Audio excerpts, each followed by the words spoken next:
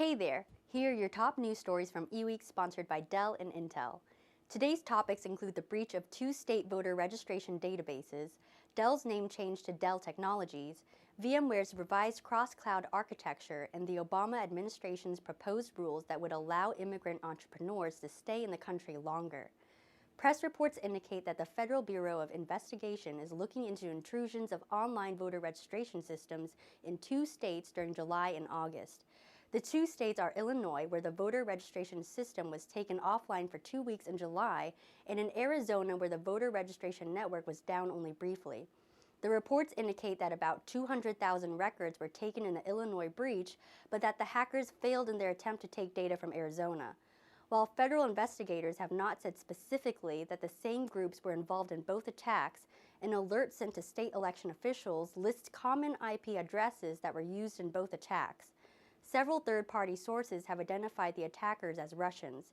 However, U.S. law enforcement sources have not confirmed that. Dell Inc. is now Dell Technologies.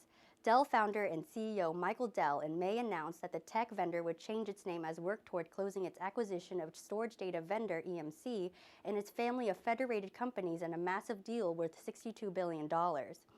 Dell made the announcement during the first day of the EMC World Show.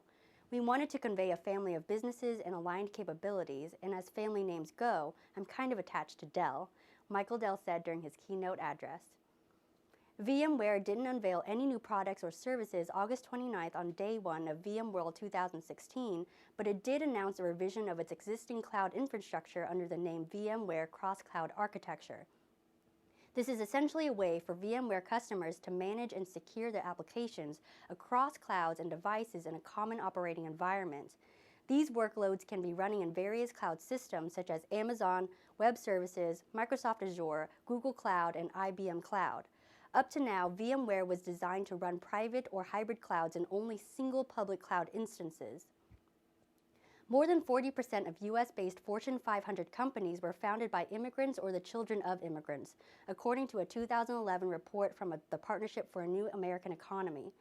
Yet too often, immigrant entrepreneurs are forced to leave the United States before a business can get off the ground, or worse, they're forced to leave while they're running it.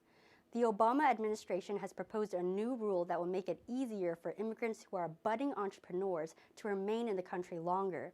The Department of Homeland Security's International Entrepreneur Rule, which isn't subject to congressional approval, proposes to allow individuals a temporary initial stay of up to 2 years and potential for a one-time extension of an additional 3 years if they meet certain conditions that are considered on a case-by-case basis. Thanks for watching. Follow the links on this page to learn more about the stories mentioned in this broadcast, and check back every weekday for another daily tech briefing from eWEEK.com.